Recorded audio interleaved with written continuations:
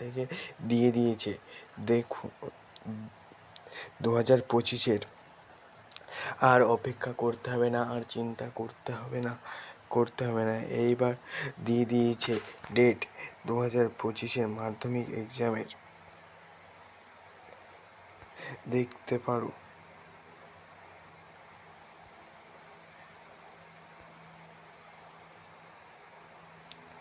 এখানে এই ডেট দেওয়া রয়েছে 2 মে 2025। তাই এই ডেটেই রেজাল্ট আউট হবে। এইটি নোটিশ জানিয়ে দিয়েছে পঞ্চায়েত থেকে। তোমরা কেউ